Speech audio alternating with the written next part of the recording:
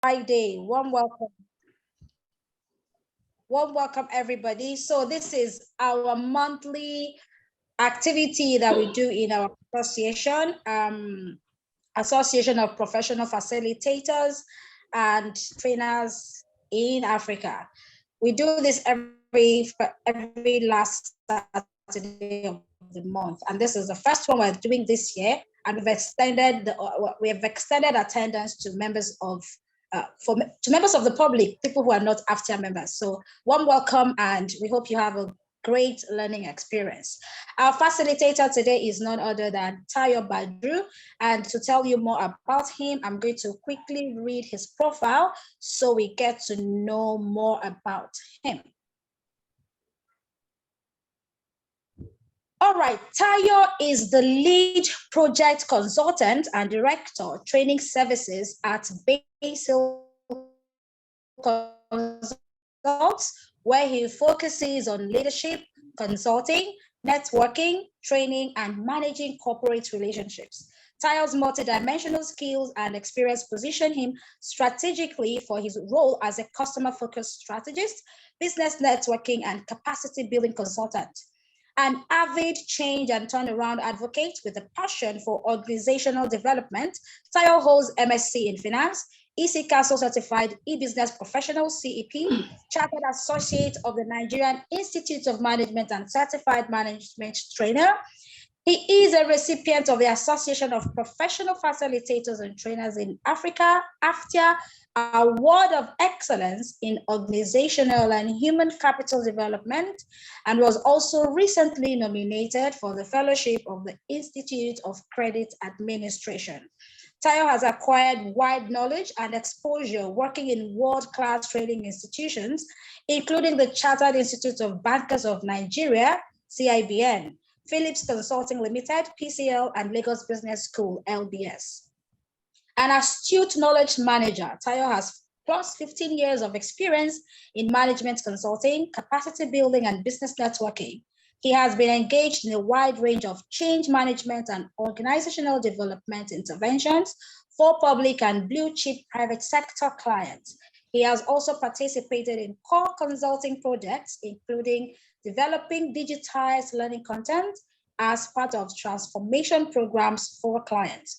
Over the years, he has designed and facilitated several learning interventions on leadership and management development, performance management, CRM, interpersonal and team building skills, among others, at open and bespoke training programs for top-notch public and private sector clients. Tayo has attended leadership development programs at leading institutions, both locally and overseas, including Howard University, Washington, D.C., and University of Michigan, USA. He is an alumnus of the prestigious Lagos Business School. Ladies and gentlemen, please make welcome for today's Thought Leadership Series and facilitator, Mr. Tayo Badru. Over to you, sir. You have the stage.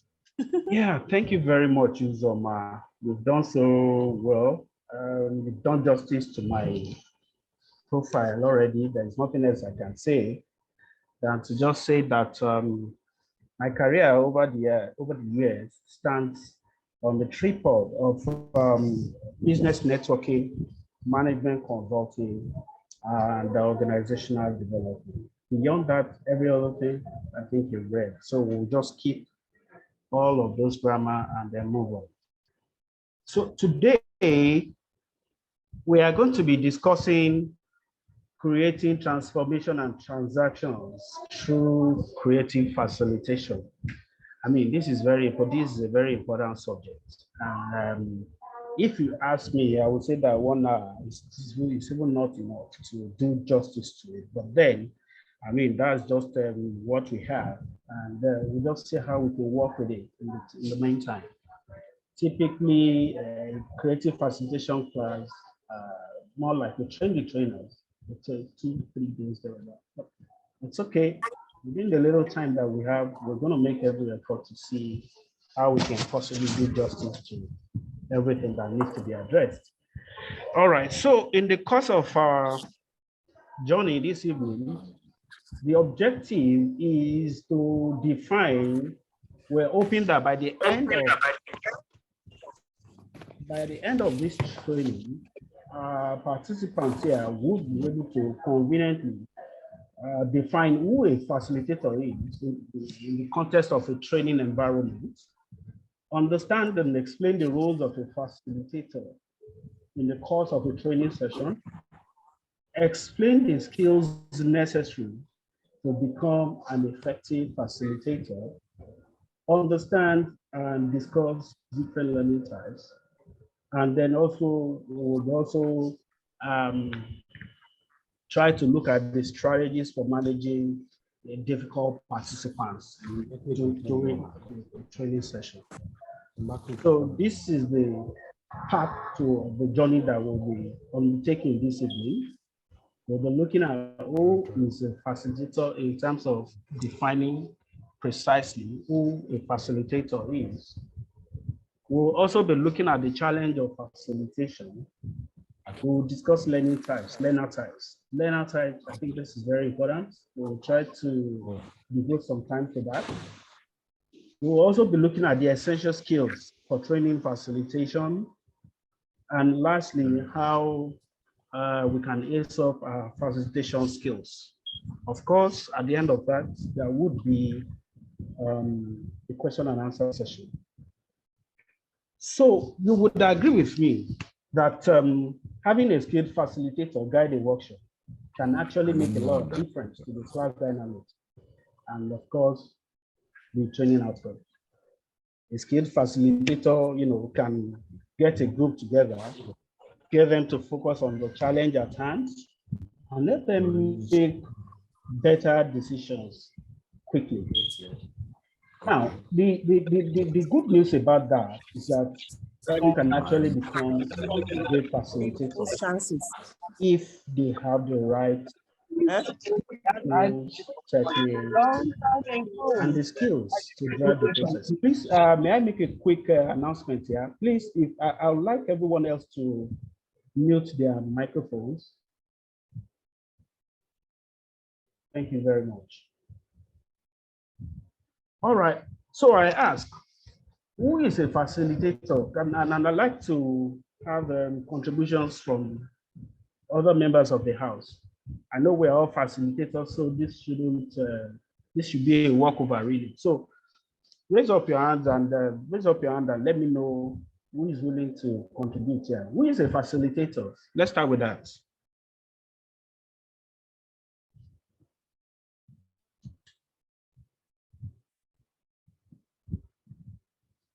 Waiting.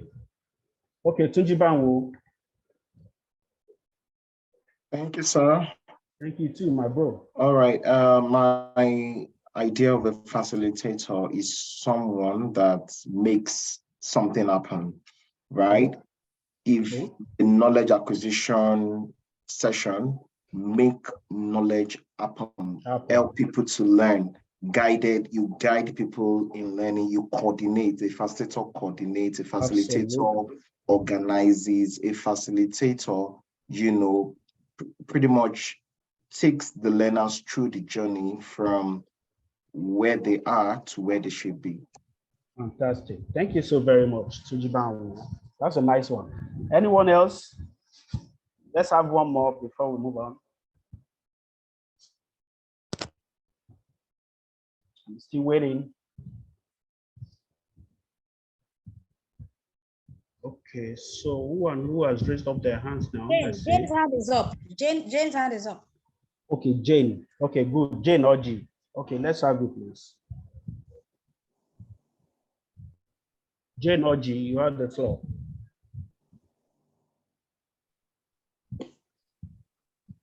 Jane, good evening, everyone.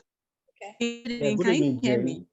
Yes, I can hear you. Okay, from my own understanding, a facilitator is a person who helps maybe a group of people as in to work together, to understand their common objective, to plan how to achieve these objectives, as in just help a group of people. The bottom line is that to achieve a goal, to achieve a purpose, to achieve objective. That is the key word I can say that navigates as in what you can find from a facilitator. So just to help group of people to walk around what they need to do to acquire knowledge and all of that. Well, that's the bit I can say.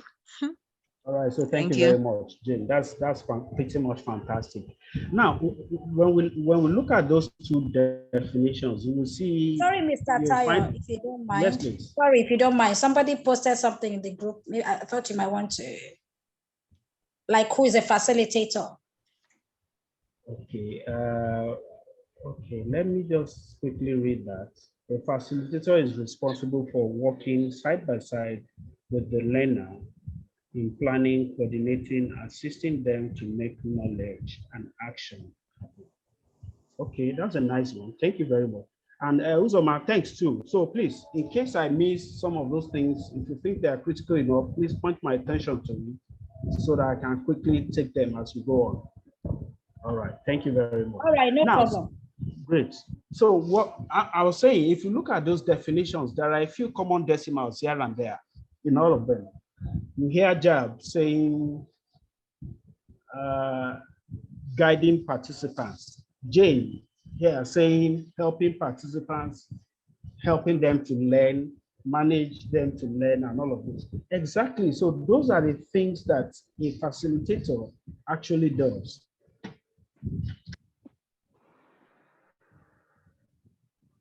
System is freezing. That's the beauty of technology for me. Okay, so typically if you go through Google,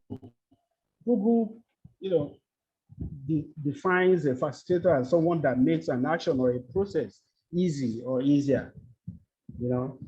Similar to what the first contributor said. Again, here it says a person who guides a team, which is part of what we've heard in the past as well, through a process, helping them to unleash get them to do their best work and avoid all of those usual pitfalls that we want to mar a class session. Fantastic. The important thing here is that there is a team and a facilitator who helps to release the potential in every member of the team through targeted activities. Now, what are those targeted activities? It could be cases, it could be exercises, it could be icebreakers, it could be just any of those tools that we typically use. Even questions. The important thing is that you can use those tools to foster discussions and guide learners towards a specific, learning outcome. Now, again, I've had these conversations in the past, and people tend to see facilitators as being the same as presenters.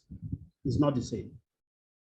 A presenter typically is a subject matter expert who would walk up to the stage, deliver his content, and maybe take a few questions here and there, and then he steps down from the stage. That's the end. But a facilitator is not like that. You heard us talking about guiding people, helping them. Those are the roles of a facilitator. It's not even about going to stand on the stage. No. The facilitator will typically walk around, try to understand the nuances, the feelings of his participants, try to get to understand their learner type, and also see in the process how it can help them achieve knowledge. So it's not just about reading out your narratives, the content, and then taking a few questions. No, a facilitator helps learners.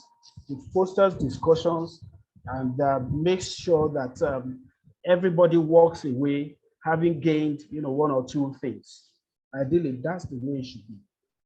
You will recall that in most of our training sessions, as facilitators, we even help participants do a bit of reflection, whether pre, whether post-training, and all of that. Pre, ahead of the training, you ask them, what are your expectations for this class? Already, you are setting them thinking. You are stimulating their thought processes in terms of, hey, going in for this session, exactly what am I going there to do? That's the way it should be. All right. So those are the things that a facilitator does. And then also at the end of the program, you could also say, okay, let's do a brief debrief. What have we learned in this session? I do that a lot. At the end of each session or each day, I try to get each participant to give me one or two learning points that they have, acquired that day. And once they're able to do that, the next level is, okay, so all of each and every one of these learning points, how are you able to transit them from the classroom into the workplace? That's the way it should be. So that way, you know that, yes, they are not just gaining knowledge, you are also setting them up to acquire and apply knowledge. So that's the way it should be. Okay. Now, if you look at the definition, even ATD, that's the Association for Talent Development. They describe, the facilitation process. Now, they're looking at it from the angle of a process as a technique used by trainers to help learners acquire, retain, and apply knowledge. That's perfectly okay.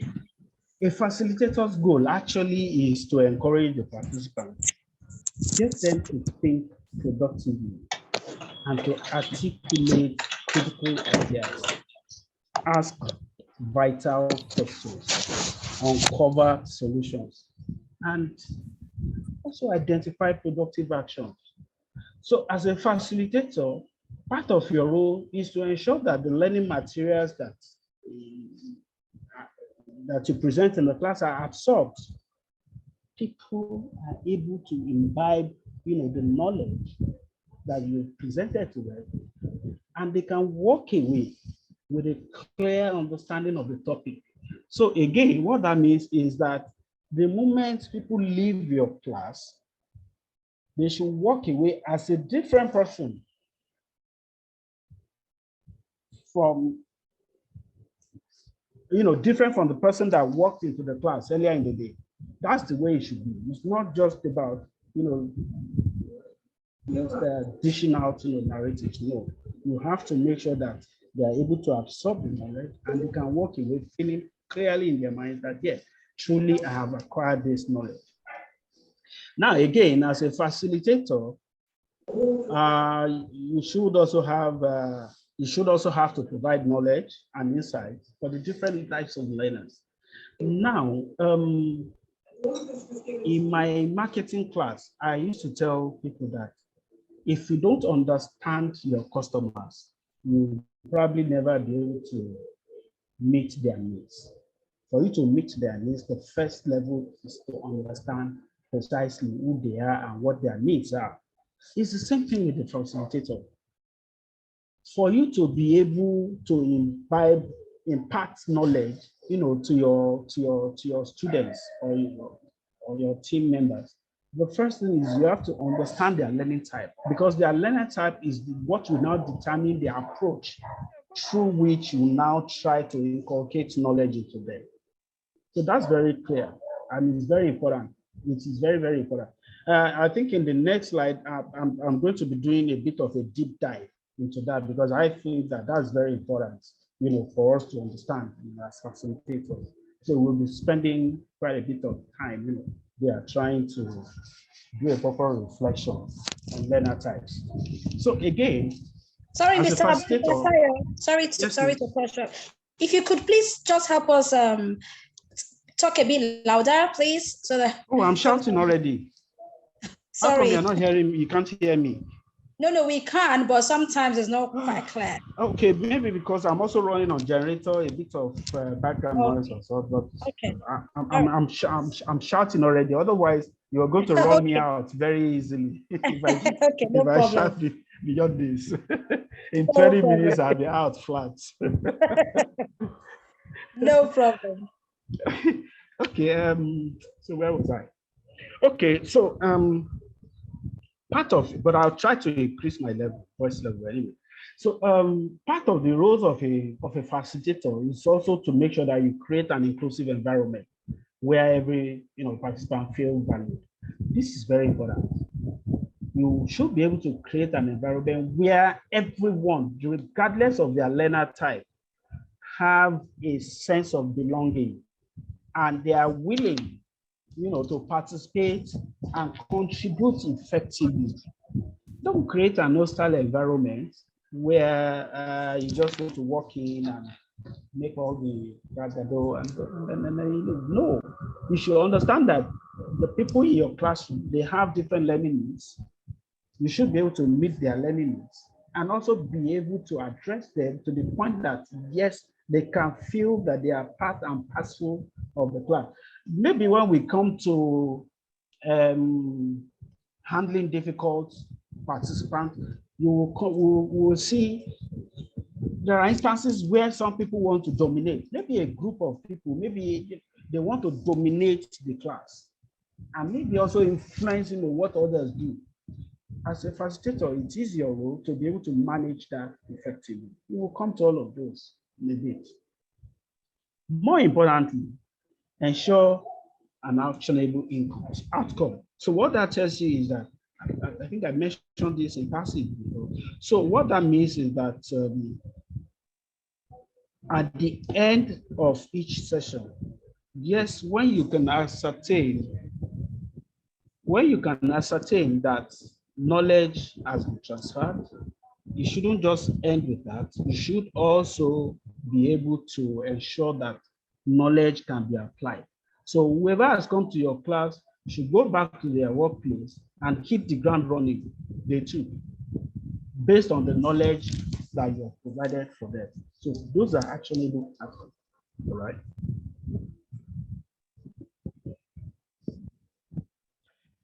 Okay, let's look at, like I said earlier on, that we are going to be looking at learning styles.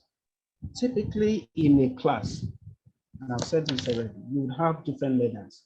But those learners, in terms of their styles and attributes, we can actually box them into 4 categories: the activist, the theorist, the pragmatist, and the reflectors. Activists typically are people who learn by doing. They're prepared to get their hands dirty, and they're ready to dive in with both feet. These are people who are open-minded and they are willing to learn, to acquire, more knowledge. For this kind of people, they learn best when you try to involve them. So it's not just about sitting them and running them through all sorts of narrative. No. Allow them, do things, experiment things, and create discussions or group sessions, where they can actively participate. In fact, for some of them, if you want to enjoy them the best, in their group, make them the lead. And you will see them participate, heavily. Such people, when you have them in class, try to understand that they get bored very easily, with long lectures. Or don't try to restrict them, compel them to follow strict instructions. People like that, you won't get the best out of them if you put them in that kind of situation. They always want to be there, this is me, this is what I can do, and they want to show it off. So just find a way to allow them. Okay, so that's about activism. Let's look at theories. These are, on the other side, these are learners who they like to learn by understanding the theory behind the action. They learn by understanding the theory behind the action. For people like that, you need to, give them models, concepts, theories, facts, just to be able to engage them properly in the learning process. That's who they are, and they are the ones that we always ask you, so what's the theory behind it? The moment you begin to hear things like, what's the theory behind this, then you are dealing with theories already. And then you also have to understand, once you understand their attributes, you also know how to get the best out of them. In terms of learning, they learn best when they are offered interesting ideas or concepts. And guess what? Even when those concepts are not really immediately relevant. Provide them, and they'll be very happy that you provided those. And in any case, the learn less when the activity is unstructured, because unlike the activists who would want to be structured, for them, once it is unstructured, it creates some sort of it constricts them in a way. So if you want them to be their best, just make sure that the activity is unstructured. All right. I mean structured, sorry, did I just say structured? And again, we also have the pragmatists. Of course, for the pragmatists, even as the name suggests, these are people who have a strong need, to put learning into practice. They want to transit from the classroom to the workplace. They are experimenters, trying to put their hands into new ideas and trying to see how those things will work, particularly within the context of their work environment. For them, people like that, abstract theories, all of those things, they have limited use for them. In fact, for some of them, they really don't need it. Unlike the theories, they learn best when there's an obvious link between the classroom and their work environment. So these are people who say, yes, if I can get this right, tomorrow morning, I can begin to implement it right there on my workplace. That's the kind of, so, and when they see them like that, try to encourage them, see how practically, how well you can make, a lot of those things practicable for them so that it becomes easy to take to their workplace going further. The last category, that's the reflectors, okay? Now, very simple, even from the name, reflectors, you would know. Reflectors typically learn by observing and thinking about what has happened. They learn by observing. So mostly they observe things and then they reflect, they think about what has happened. They are the ones that will diagnose and, synthesize and all of those things, everything that has happened, all right? Okay, so for reflectors, basically, they learn best by observing others, not by doing, but by observing others. So if you want to kill them in the classroom, put them on the driver's seat. But it's not the role of, a facilitator to want to, kill anybody. So the best you can do is to see how you can encourage them. So don't put them on the driver's seat. Rather, put them in a situation where they can, observe from other team members. All right. So that is one categorization. Another way that we can look at this group of people is by dividing them into two clear groups of extroverts and introverts. You and I, we know that extroverts typically they have strong need to talk to others. They are people who want to establish their presence at every point in time. So once they are here, they want you to know that yes, they are there. All right. On the other side, introverts are people who feel more comfortable focusing on their own inner thoughts.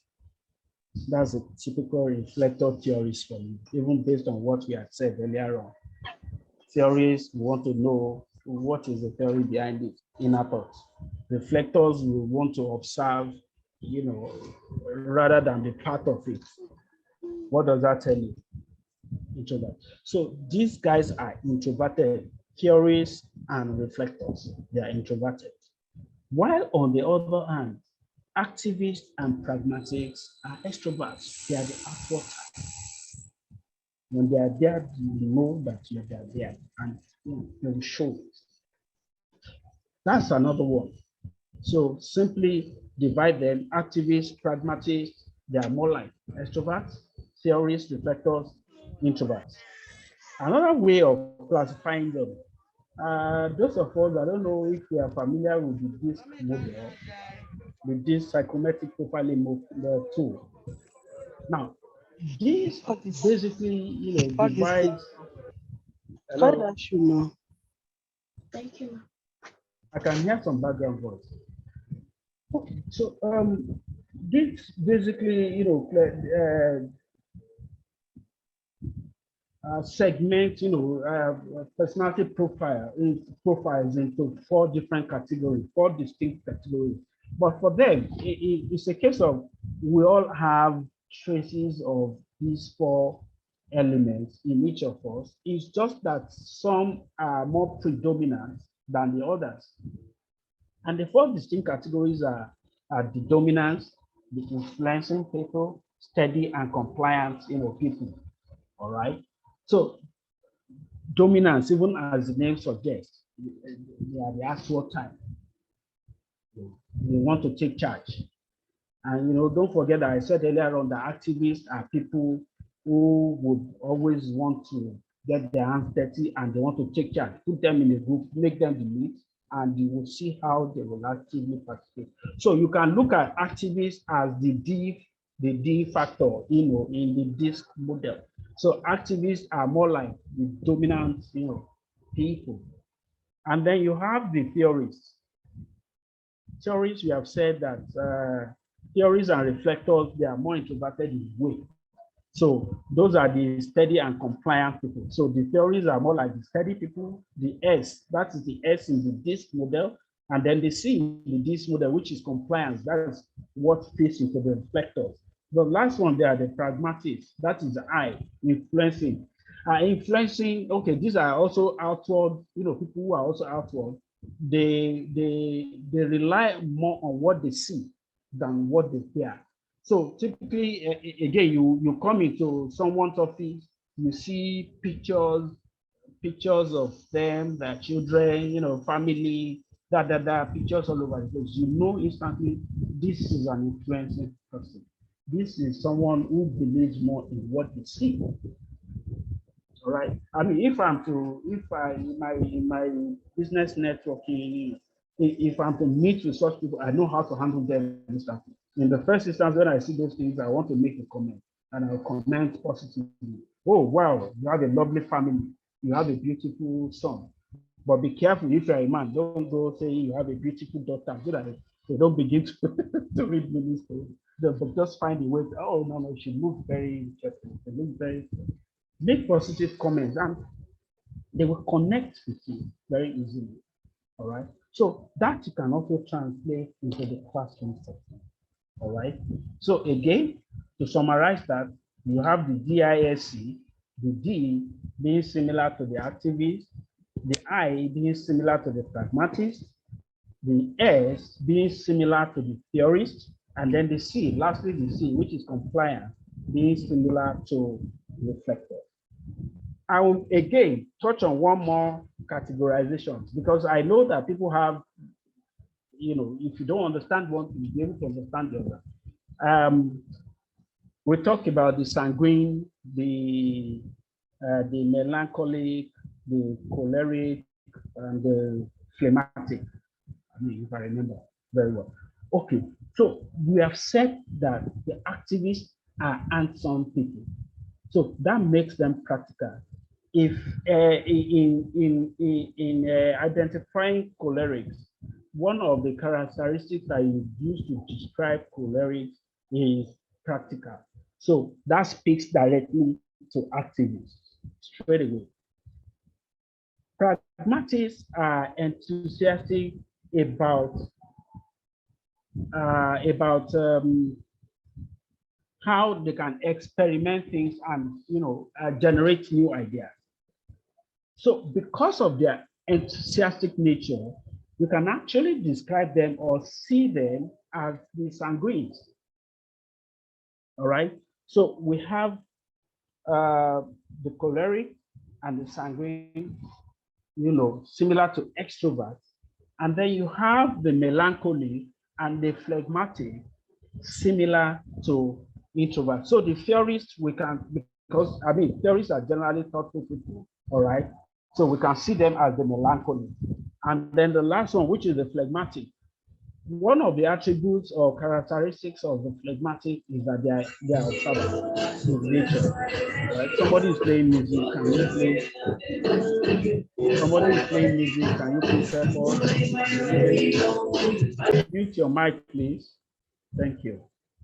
All right, so the phlegmatic, the one of the attributes that you can use to describe them is observant. And we've said that reflectors are generally observant people. They learn more by observing people, do things. So you can liken them to phlegmatic. Again, we've covered the sanguine, the choleric, the melancholic, the phlegmatic. Whichever it is you are familiar with. Of course, you can also use that to determine where each of your participants or your students lies. All right. So we've done like 2-3 different categorizations now. All right. I hope that helps. Anyway. Wow. Okay. So let's look at facilitation skills, essential facilitation skills. Now, the important thing is for you to be a facilitator. Of course, these skills are very important because they are things that you get to make use of on a steady basis. Each time you have a class or a session, I mean, these are the kind of things that, all rolled into one that will give you an effective training session. Right? But first, which is one of the most important, I will not say most important, but I would say one of the most, because it's debatable, neither here nor there. But the first one for me is having the facilitation mindset. I mean, that's psychological, it's innate. I want to be a facilitator. You have to have that right mindset up front before you can begin to say, yes, I am the facilitator. And having that facilitator mindset is understanding the fact that your job is to guide people to acquire knowledge. You are not going there to show off, okay? You are not going there to grandstand about what you know. No, you are dealing with adults. In the first place, don't expect that they are empty shells too. They have a whole lot of knowledge behind them. And whether you like it or not, when you put the cumulative years of experience of the class, when you add the cumulative years of experience of the class, whether you like it or not, it is going to be far greater than yours. So don't go thinking that you are better than everyone else, or you know better than anyone else, or you are a specialist and they are non-entities. No. Have the right mindset. Focus on how you can help the team to attain their best level. All right. We said in our definition that the facilitator is somebody who helps to release the potential in other people. There's no way you'll be releasing the potential in them simply by going there to grandstand. It's not going to happen. In fact, it's a contradiction. You are expecting to help them to, and then you are grandstanding. No, it's not about you. We're talking about Dot and Dagogi here. It's about them, not you. All right. The focus should be on the participant and not the teacher. All right? So you have to have that facilitation mindset, in place in the first system. And then again, communication. Communication is very important. Create an open and transparent environment so that your participants feel comfortable communicating with you. Don't go creating barriers in terms of all of the unnecessary verbose and grammar that you go there to speak. No, it's not about that.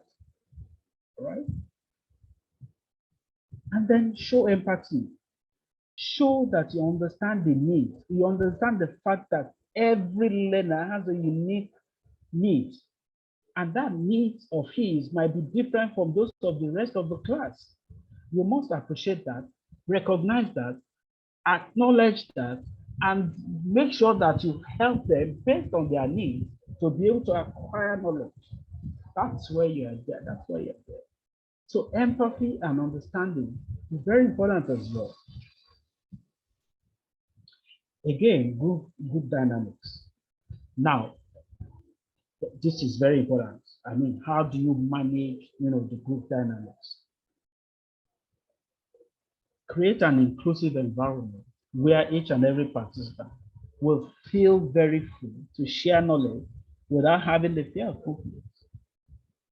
Okay, create an environment, an inclusive environment, so that everybody they feel like, yes, they are part and parcel of the team, and they are willing and open to contribute, ideas, share their thoughts, share their understanding, and maybe also learn from others as well. All right. Now, whether we like it or not, occasionally you would have, secular discussions in the classroom. But as an experienced facilitator, it is up to you. It is your job to make sure that you leave such things in the board. Sometimes some people do it completely. Sometimes some people do it just to register their presence, But once you see some of those things, as an experienced facilitator, you know how to quickly nip them in the bud. You can imagine, say, in an open classroom where you have participants from different organizations across different industries. And then someone comes up in the class and say, hey, in my organization, we do X, Y, Z. Of course, straight away, you know that that is an isolated case. And that class is not an appropriate avenue to begin to treat or address isolated issues. Otherwise, the moment you try to do that, you will lose the rest of the class. So what do? You don't need to shut the person down. You don't need to shut them down. That's something I do, and I do that a lot. I call it the parking lot. I don't know if you understand the parking lot. What the parking lot does is that typically you would have your flip chart in the classroom. So someone raises an issue that you feel is not particularly relevant at that point in time. So what you then do is to say, okay, Mr. XYZ, you have this issue, and then you write it there, parking lot, and then you put it, item 1, XYZ has raised ABC issue. All right. Now let them tell them, we've noted this, and we are going to be discussing it at a later point in the session, probably at the end of the class. Probably you tell them you take it offline, maybe during break, maybe during whatever. But what is important is that tactically saying that, yes, we recognize this issue, but as of this moment is not the time to begin to discuss it. So we'll rather take it some other time. All right. So you've not shut them down, okay? But you are saying, sorry, we cannot take this now. Allocate a time at a later time. Allocate the time at a later period when you can look at it. Okay. So, and if you have 2, 3 other issues similar to that, put them again in the parking lot. Park them there in the main turn. That way you can be able to focus on delivering, what you have intended to deliver to the class. But guess what? From my own experience, I have come to understand that a lot of those issues, when you put them in the parking lot, participants don't ever come back to raise them. A lot of the time, you just find out that they have died a natural death there and then. All right. So that's what the parking lot does for me. I've also put another example there. I said working together alone. I mean, you can imagine working together alone. Now, this is where you find situations where you find, people, situations where you have people trying to create some form of cabal, in the classroom. And this happens a lot of times when you're doing implants, bespoke. So you have people from the same organization. And some people are just there to intimidate, the other. And again, maybe also because of their position in the system, people are not willing to talk, or they are not willing to come out openly to say things as they are supposed to say them. So what do you do in such situations when you need to take a stand? Now, rather than get everybody, okay, raise up your hand, tell us what you think, no, don't do that, because some people might be feeling intimidated. So what you now do is you say, okay, each and every one of them take a post-it, write down your position on this and paste it on the board. All right. So that person who feels intimidated, of course, they will feel very free to be able to talk or to be able to communicate whatever it is there. They will feel very free. And in any case, tell them you don't have to put your name. So nobody cares who cares to know who has said what. That way they feel free to talk. So that's working together in group. There are a lot of other tools, but time will not permit us to to, to address it. I think I'll just try to move a bit faster this time around. Again, you have time management. Of course, you all know this, you know about time management. Allocate enough time or the right time to every segment of your presentation. So when you want to do presentation, when you want to do class exercises, when you want to bring in case study, from time to time, make sure that you allocate enough time and then stick to your time so that you don't lose focus very easily. Okay, so active listening. Now active listening is also very, very important for me because good trainers don't just read out lessons of whatever piece of paper. You should have good listening skills that are required to really hear what each student is saying. If anyone needs help, try to ask questions, pay attention to their request, and listen as well. But guess what? You should not listen. You are not just listening to what they are saying alone. You should also look out for what they are not saying. And in most cases, you find that what they are not saying can be more than what they are actually saying. If we remember the Professor Albert Mehrabian communication model, where he says communication, consists of verbal and non-verbal. So verbal clues is just about 7%. The rest is about non-verbal clues, which has to do with the tone and the body language. So we have to make sure, we should try as much as possible to make sure that, we try to hear people and practice what I call active and objective listening. I don't know if you know, active listening is trying to listening to people, trying to follow what they're saying. Objective listening is actually listening and trying to sieve out biases. All right, judges do this a lot. They use it a lot of time. So when you do that, it will help. I don't want to waste it. Okay, so the other one is consensus building. As much as possible, as a facilitator, make sure that you encourage consensus building and encourage participants to work together. That's very key. Encourage them to work together. Try as much as possible to convert divergence into convergence. So that and you do that through problem solving skills and just so that at the end of the day, people can come together, and when they agree on whatever it is, they know that it is a collective decision. Conflict management is also very important. Every group has a potential for conflict. Your responsibility is to make sure that you manage it so that there is no such conflicts in the system. And once there's a disagreement, as much as possible, listen to both sides and find a solution that you believe would work, for everybody. Okay, we're running out of time. This is also a very critical aspect that we really need to understand. I'll just try to very brief about it. Also, in a class, you would have people, this category of people that we call the leaders. Leaders, typically, they want to take over the show from you. So you have to be smart enough to make sure that that doesn't happen.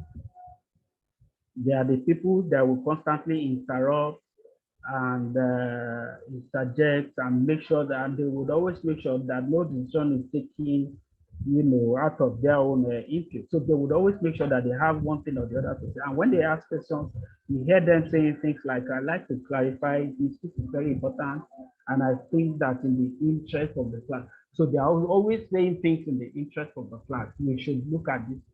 Once you hear that, you know that is a leader. Such people are typically driven by power. So how you handle them is to make sure that you make them feel very important. If possible, if it's a 2, 3 day class, people like that, you can say, okay, you know what? I think we are going to have to make you the class governor so that no decision, no input or decision in this class is taken. I mean, no decision is taken without your input. You know, for such people, yes. The moment you say such things that, yeah, they feel like, okay, so you recognize them and, they'll be happy to work with you. They know it all. Typically know it all. These are people who would naturally they will participate, as the class goes on. But guess what? At that point where you feel that you've wrapped up everything and just about, winding down the class, you hear something like, "Oh, excuse me, sir. I think that we need to stop here for a moment and clarify this a little bit more in detail." Once you begin to hear things like that, I think it is very important for everybody in this room to understand exactly what this topic pertains about. And what you have said is just somehow right, is somehow correct.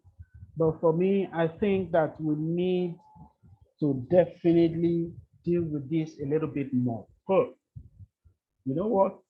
It's trying to tell you that, you know what, you've not covered this ground. I know you've not covered this, and I know much more that I feel that I can deliver to the class as well. So for people like that, typically they are driven by knowledge. Now, don't try to shoot them down or anything. Recognize the fact that yes, they are the experts in the class. Acknowledge that and tell them that at some point later on, you will give them an opportunity to make a presentation on what they know. It's just as simple as that.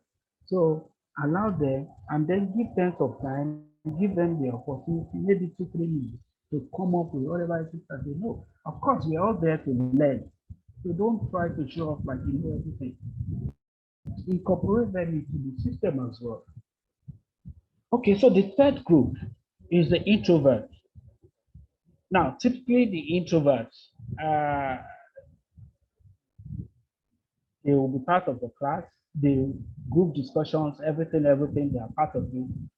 But the moment you say, I need someone to tell us, the moment you say, I need someone to tell us, please, I like you all to look at me. That's when you see them, that they are picking up a paper and fixating on it, just so that you're not looking that direction, or they are typically doing it, just to avoid, picking them. For such people, they are typically driven by instruction. So it's very simple. If you need particular input from them, identify them, and then give them specific instructions in terms of what you want them to do, and provide explanations in terms of how they should go about it. That's how to handle such people. All right. A fourth group, those are the indecisive ones. Okay, so they are participating, but the moment you get to know them is when you say, okay, class, this moment we have 3 alternatives, and I want each and every one of us, to let us know precisely where they stand as far as these 3 alternatives are concerned. So please pick up your post-it notes, put your name, and stick it at exactly where pick up select the alternative that you feel comfortable with, and post your post-it note there. Now, for such people, because you are asking them to come up with a decision, that is where the problem lies. One, they will be the last probably to get up from their feet. Two, you begin to hear stuff like, excuse me, sir, I think that you need to provide more information. And what we have done so far is probably not enough for me to be able to take a stand in terms of this. Wow. When you see such people, you know you are dealing with the indecisive one. They are driven by safety. So you have to try to bring them back to the comfort zone by making them feel safe. Now, how do you do that? Just simply try to explain to them that, look, this is a classroom setting. No knowledge is lost there. There are no right or wrong answers. Whatever decision you've taken here or whatever stand you've taken here is also an opportunity for us to learn something new. Even if you don't follow the crowd, it doesn't matter. You may have a good reason why you would not want to follow, and then you can, explain that to the crowd. So as far as they are concerned, try to give them some safety, try to explain to them the reason behind every single alternative that you have there and the implications for whatever decisions that they might have taken. That is that. The last but not the least. Now, typically, one would think that the group of people that you fear most in the class is the leaders. No, it is the negativists. The negativists, they have a body language that is so negative in outlook that if care is not taken and if you don't have enough experience, they might blow the wind completely out of your sail. Now look at me. Typically for the negativists, you are in the class and session is going on all through, they look at you this way. Yeah. Now, when you see people like that, you have to be careful because they can steal, your thunder in the moon. They will kill your spirit if you are not careful. But again, in terms of making contribution, these are the kind of people you would hear say things like, look, okay, this is never going to work. We've tried this before with a whole lot of different approaches. And I don't understand why you're asking us to do this now. I really do not think that this is the right way of using our time. And I'm thinking that again, we should find alternative ways of, using our time in a more productive manner. Someone says this and makes this kind of statement. You really have to think twice to know how to respond to it. But then again, if you are the experienced facilitator, there's no question. Of course, you know that this negativities typically are driven by resistance. So all you need to do is, okay, I hear you. Yes, probably you've done this before. It's never going to work.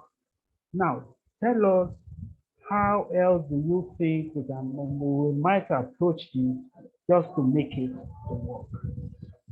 What you have done in that instance is to turn them into an expert on a particular issue, right? But then don't feel bad with them. I can understand that sometimes when people take this kind of disposition, it may be because of a similar experience that they've had in the past.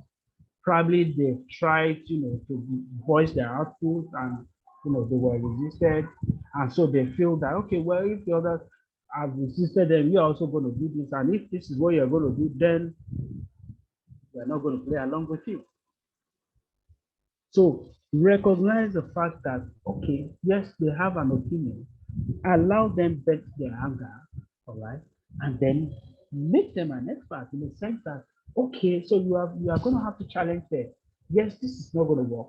Tell us how else you think that we can do this. In any case, we're all there to learn. So allow them. They can also learn from the process as well. So those are negativities, for you. Now, we're winding down now. So basically, as a facilitator, if you think that if you feel like you're not, checking all of those essential skills boxes that we mentioned previously, just like, it's okay. Don't feel bad. Don't feel bad. The good thing is that facilitation, just like any other skill, can actually be trained and it can be improved. Few things that you need to be here and there. First and foremost, seek opportunities to facilitate. That is practice, practice, practice. Practice the same, make perfect. So at every opportunity you have, whether in the comfort of your own home or whether in the classroom, seek of practice in the comfort of your home and seek opportunities to also practice in the classroom. Put a few friends or colleagues together and make a presentation before them and let them give you feedback. You do this over time and before you know it, you become an expert in the process.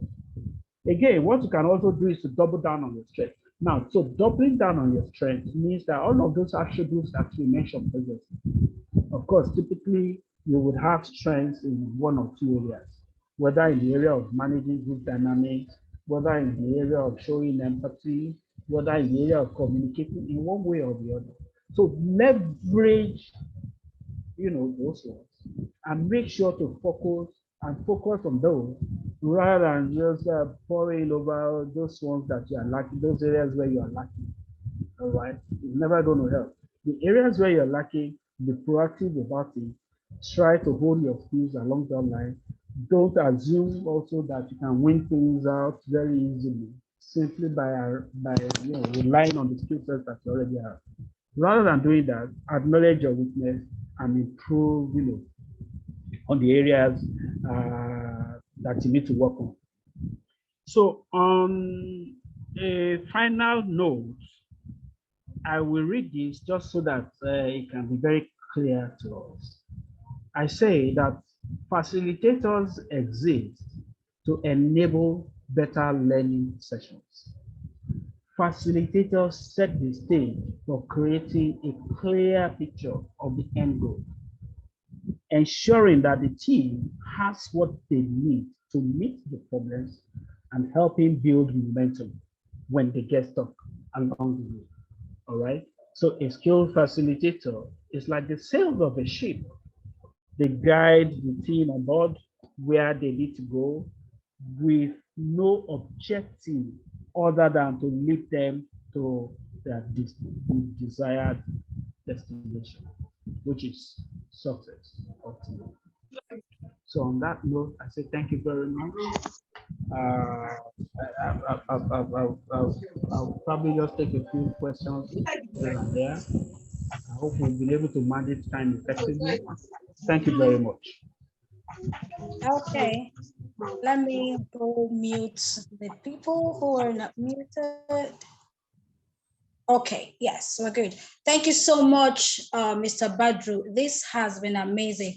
I particularly like the fact that you went out of the scope of, when you talked about the learning styles, you went out of the scope of what we all already know, the visual learners, the kinesthetic learners and all of that. So you actually went into talking about the pragmatics, the theories and all of that. And I also like the way you brought in the temperament thing, because that also really is a factor. So thank you so much for this wonderful, this was amazing, really. Okay, so Jab's hand is up. I think he wants to contribute or ask a question, whatever it is. So Jab, please go ahead.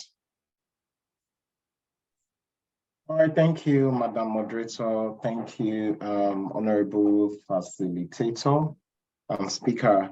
They say the day we stop learning, we start dying. I've learned a lot. I actually created a Microsoft Word document for this, and with your permission, I've been doing some screenshots. So I've been taking notes. So my question is. Problem, Jam. In fact, I'm still going to share the slides. Oh, fantastic. So yeah, fantastic. So my question is, where is the place of neurodiversity in, how well should a facilitator take cognizance of neurodiversity? Because it looks like it's not something that we really discuss or we give attention to in Nigeria. But I can tell you that on a global stage, neurodiversity is a big consideration. So it looks like you profiled the types of learners we should expect, right?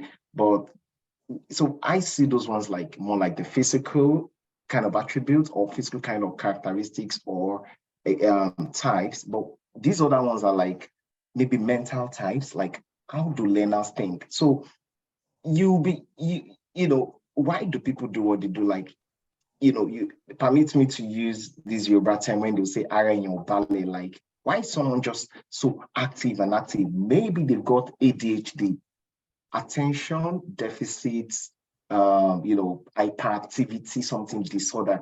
And I can tell you on the neurodiversity spectrum, they are like a lot. The few I know, ADHD, I know dyslexia, I know, you know, there's one they call like tics, you know, there's a lot. So when people attend trainings and you feel they're just, you see some people that they just feel like pacing at the back, standing and, you know, next thing they are up. Like, could it be that it's not about you, but them? So how do you, as a facilitator, become more aware, you know, of neurodiversity, and how can you use that, you know, in ensuring that you manage your class well? That's my question.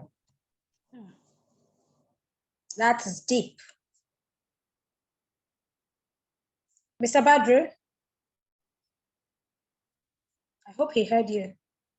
Mr. Badru. It's muted. Happens to the best of us. Mr. Badru. Okay. So it's noted. I'm saying that if there are other questions, let's warehouse them at once. Okay, Yeah. good. Okay, so there are other hands up, but I'm not sure whether there are questions or not. So let me call on Jane. Jane's hand is up, and after that, Mr. Julius's hand is up. So Jane, go ahead, please. Jane. Okay, good evening. I want to first of all appreciate Mr. Badru for this inspiring section. Yeah. My question is not just a brief question that needs a brief answer.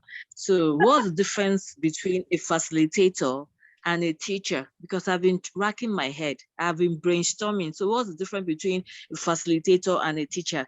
Because while the training speaking, I was like imagining myself in the classroom and also in a group of audience and I'm trying to, maybe there's a topic or a learning focus or a theme I need to really talk about. So how do I just draw the line for me, please? A teacher and a facilitator, that's all. Okay. Okay. Anyone else? Yes, Mr. Julius's hand is up. Mr. Julius, please go ahead. All right. Good evening, everyone. And thank you very much, Mr. Badru, for that very broad spectrum of facilitation. So my question is this. You mentioned, let's take, for instance, the activists or the know-it-all when they try to interject in what you're learning. Yes, I know very well, and I've been on the spot like that before, where you are in a room where it's a room where intellectuals are gathered. In fact, in one of the sessions, it was the Auditor General of the state that was in that class. So, and you can understand when you are now talking, and then somebody that is in practice for many years is seated and all that. So, and then when you try to like want to learn from them too, like you understand, you want to learn from them too, and you ask them, what do you think we can do? I've had a case where somebody feels that you're putting him on the spot because he brought up an issue. How do you handle that? Yeah. Thank you. Okay, so Mr. Badru, let's just say, let's just take those. Yeah, those are the three questions. So you can go ahead and. I'm coming. I'm just trying to put down the question. Okay. Okay. The first one talks about the place of neurodiversity. You see, we should understand the fact that yes, people experience and interact with the world around them in different ways. And like you rightly said, there are so many,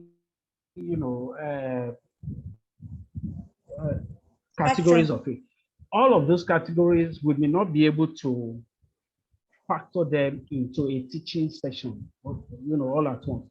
But the most important fact is to recognize that, yes, this person is within this category, and these are the kind of things that we need to do. I've mentioned all of those things. I don't think we should, go back to when, So because those things are psychological, another way to appreciate some of these things, maybe this I should have also mentioned earlier on, is that when you are having a class, it's always good to have, pre-chats with your participants ahead of the class, move around, shake hands with people, Yeah. engage them 2-3 minutes. Those 2-3 minutes will help you a lot, because what that does for you is that upfront, you already have a sense of, who these guys are likely going to be, all right? And that can also help in terms of how you begin to manage them in the class. So when they come into class and they begin to show there are, how do they say? There are no surprises, okay? Because already you have a sense of who you are dealing with. And similar to that is what, who's the last speaker now?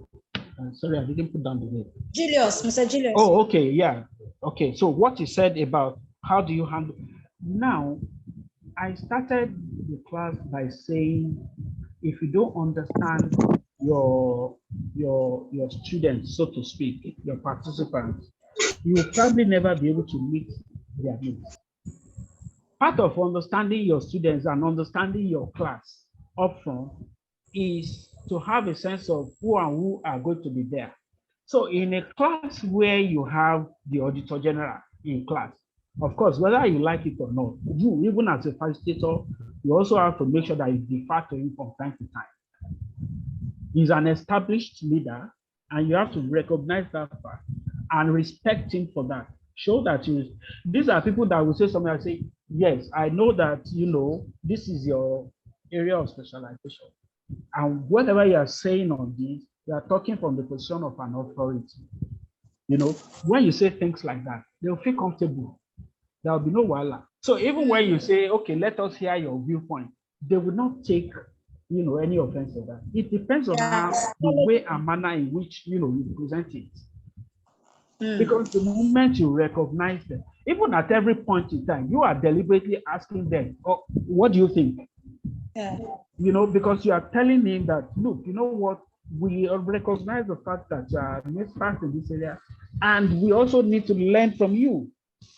That's the truth of the matter. What is wrong with you saying, especially when it has to do with issues of audit, and then you have the Auditor General of the Federation in your class? What is wrong with you deferring to it to say, let's hear from you, or let's learn from you? You can't.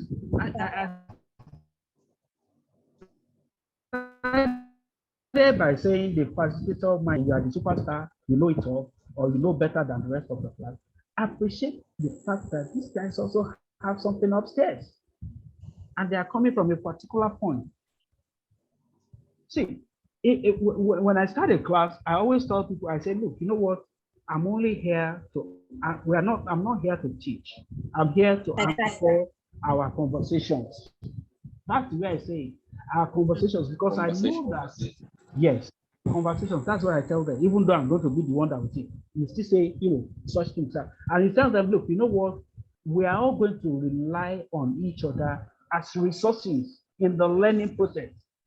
So the way I can learn from you, you can also learn from me. You see, you've given a disclaimer already. Disclaimer. So yeah, I like that word, disclaimer. And that puts everybody in a comfort zone.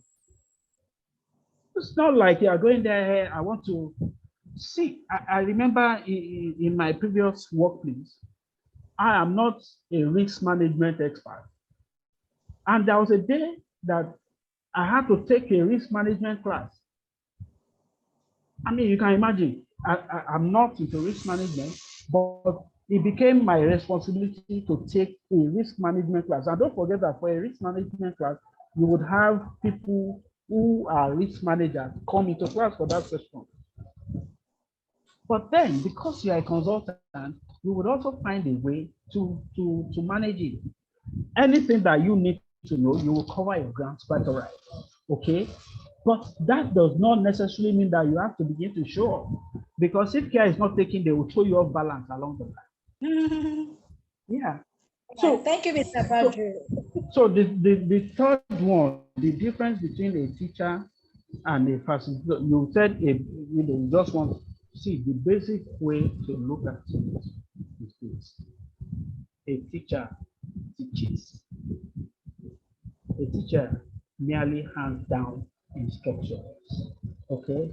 Whereas a facilitator, okay, like we have said, it helps people to achieve or to attain higher heights in particular knowledge areas. So that's I mean the lowest way I can bring it in terms of the difference. Thank you. Okay, thank you, Mr. Badru.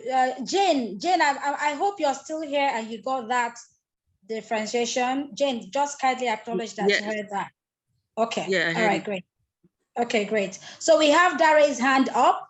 Dare, please go ahead. And after that, Presido's hand is on up. Thank you, Dare, Mr. please go Badru. ahead. That was a very insightful session. This is not a question. I just want to speak to the neurodivergence Jab spoke about. Sure. And it has to do with the fact that in every class, I think it's very important for us to know that some of these things are psychological and they are issues. There are mental health challenges that we cannot deal with as facilitators. So, for example, for ADHD is attention deficit hyperactive disorder. It's a disorder. It's a mental health challenge that a facilitator might not be able to deal with in your session. Nevertheless, some of the things that we do as facilitators that take care of some of those challenges has to do with role playing, using audiovisual, and then making our slides very interactive, maybe using appealing pictures and graphics. It takes care of some of those things. For example, someone that is dyslexia, for example, if we use colored background, it helps them to want to assimilate. And then we also, as this just by the side, as facilitators, when we're facilitating, we also need to be able to develop an habit of reading the energy of the class and ride with the energy of the class. Sometimes when the energy of the class is very low, you see them sleeping, then you see people walking away. At that point, you need to find a way to bring them back. You might decide to give them stretch break, give them activity, and then move ahead. It helps them to want to, you just bring everybody along. Then I spoke something, I wrote something about the representational system when Mr. Badru was talking about this. Our ability to also look at the representational system of the participant, that we might have them in bits within groups. Some people are auditory. That means they are attracted to sounds. They want to understand. They want to hear what you're saying. Some people are visual. They want to see what you are saying. Some people are kinesthetic. They want to feel what you're saying. And some people are auditory digital. The auditory digital people, they want to make sense of what you're saying. So in every group, we need to be able to carry them together because they might be present in those groups. Thank you so much, Mr. Badru. This was a very, very amazing session. Thank you so much. Thank you, Dare, for that wonderful addition as well. I think at the end of the day, what we're all saying here is, and this is very important. As a facilitator, you are not the spotlight. I mean, that is just it. The spotlight is not on you. The spotlight is on your facility, on your participants. And like we say about target audience, it's all about your target audience. It's about the people you're facilitating to. So that's really so. And again, buttressing what Mr. Badru said, you need to go all out and actually make findings about these people. Who is my audience? Am I going to have auditor general in my presentation? Actually go that length to find out all those things. Presido, Shonma, the stage is yours. Shonma. Twale. My honorable coordinator, Twale, this English man, English local Nigerian man, you're still doing well there. Well done. Thank you so much, everyone. Thank you, Satsi. Interesting session. I mean, I had to be louding. I mean, this year has been awesome for AFTIA. Let me just say that. Ending last year, starting this year, it's been beautiful and can only get better. Not to loud your trumpets. Satsi, I didn't expect anything less. So I say thank you. I just wanted to come in to, thank you. I wanted to come in to say about, and Esther has been dropping some things to just buttress more things around facilitation. When you take training programs like, managing the L&D function, the trainer, developing training capabilities for facilitators and all that, there's always the importance of, just delineating who a trainer is and who a facilitator is. There's always that dichotomy that people are asking, what's the line, what's the difference and all that. So like we have said, trainer will take the front seats, the facilitator will take the back seats. Why? Yes, facilitator will take the back seat. And that's why you find that in most of the exercises, the facilitator will bring in and everything. And like Satsi said, or Badru said, I'm here to learn along with you, So what a facilitator for me is doing essentially is helping people make sense of what material he's brought to class, helping people relate it to what they're doing, and then possibly now tapping into what they could not even, because you find when you're facilitating effectively, people say, oh, I do this, 1, 2, 3. It's just that I've never articulated it in that manner.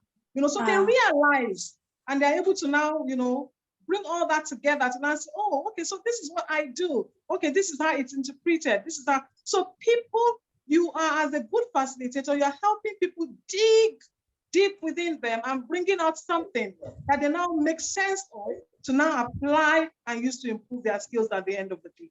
So that's one extent. That's why we are different. However, the caveat to that is this. Most of the time, as facilitators, we are also training, because sometimes you have to even explain a concept or take them through a process before they can now begin to apply and relate with that. So as facilitators, so that we don't say, and that's why AFTIA is facilitators and trainers, because in some sessions you're training and facilitating, in some very high level sessions you're only facilitating, in some other ones you are purely training. Absolutely. However, but the beautiful thing about facilitators, good facilitators, is that good listening skills, good communication skills, so you can know where your people are. I have been in a training session where I prepared to take senior level people in I think it was business communication writing or something like that. And when I got there, most of them had no idea.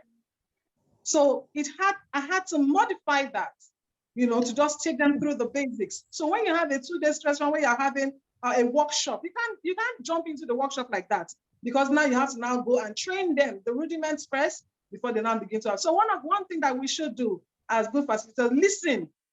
Like Badru has said this night, listening skills, the ability to listen and understand and know where your people are, understand clearly. I think he said something about active listening and objective listening. Sati, that was beautiful and that was new for me. Objective listening, being able to, it's not like I don't know, I do it because I try to listen and be neutral. I was gonna say neutral, but the way he put it, like deliberately now, removing all form of biases from your mind. For instance, if I go to the north and teach, if I was not emotionally intelligent, I'll be biased. What's wrong with you people? How can you be saying a cover of a table is cover? What kind of thing is that? But as a facilitator, one has to be neutral. One has to calm down and be able to remove all form of biases so that you can communicate. Thank you so very much. Thank you, Presido. Thank you very much.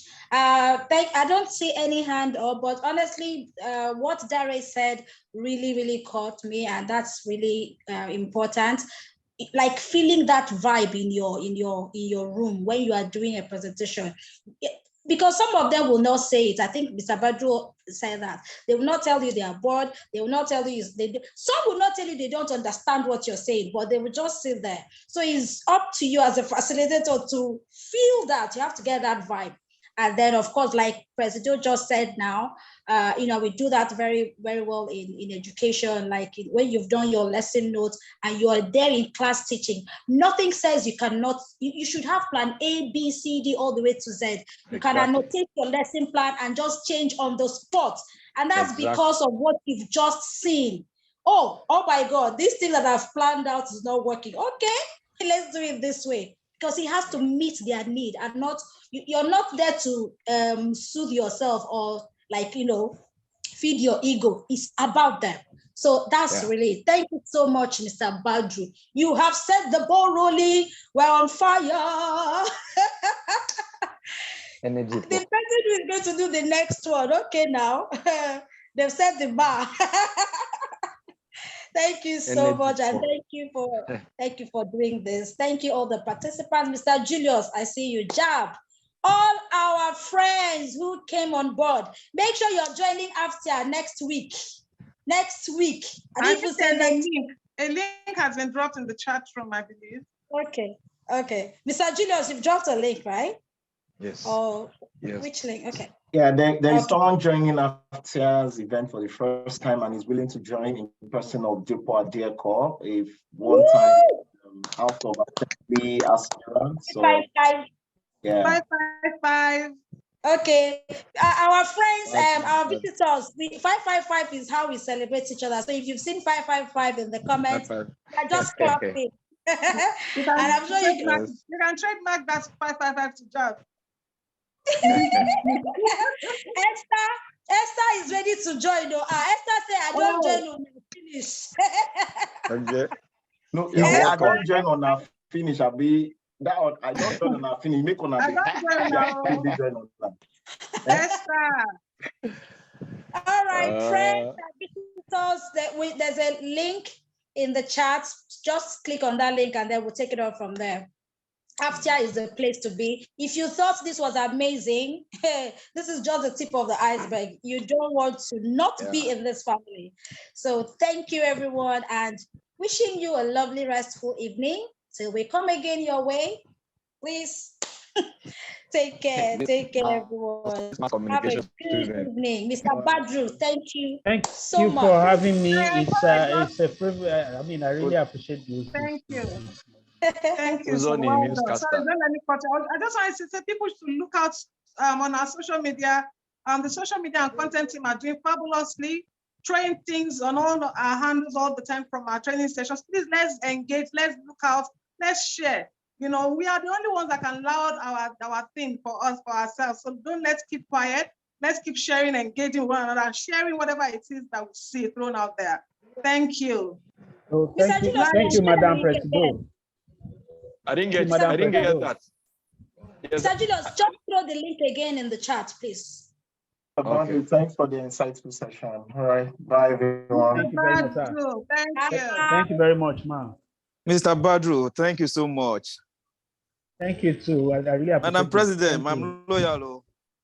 So, Madam President. Hello, Madam President. Good evening, sir. Yes, sir. Madam President, can you hear me? Yes, I can hear you. Okay, so my people will speak with your people soon. And they will send you my bill. And it's going to be in dollars. Fantastic. Fantastic. Don't worry. We have a way of doing it in Aftia. Don't worry. Don't worry. Right. Thank you very much. Thank you. We appreciate you. Thank you. I hope we got screenshots. Yeah. Oh, fantastic. There are quite a number of, yes, there are quite a number of. Jab has been doing that. Fantastic. Yeah, Mr. Julius, good evening, we could never be final all the way from the town of the Benjamins. I'm hailing from this side of the town. Yes, yes, sir. we are hailing you. Nice to see you here. Mr. Shola, I see your fingers, 2 fingers in the air. Good evening, sir. Hey, Shirley Papa, how now? Silent communication.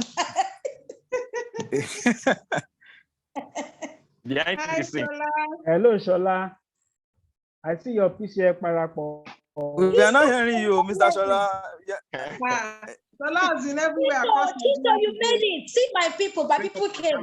Tito, well done. Welcome. I'm glad you made Oh, it. wow. Introduce your people Yeah. now. Let them introduce them. Came Hey, in Mama, down. hi. Came in down and I saw the screen My in boss the in the end. office was here too. I think she just left. Oh, Are you nice, nice.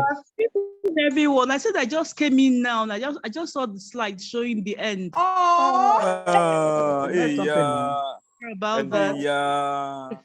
You met the end. I'm You sure met I the bottom. You met the bottom of the That's cup. the most interesting part. If you don't the know, bottom Bottom part pot. is people Bottom top pot. was the sweet part. You share the recording. yeah. Okay. Oh, it was recorded, right? Oh, nice. Yeah, it was recorded. For training. That If thing you was are too going to powerful write not to have been exam now, recorded. but though. on pot will come last to. Stop recording now anyway. If we are going to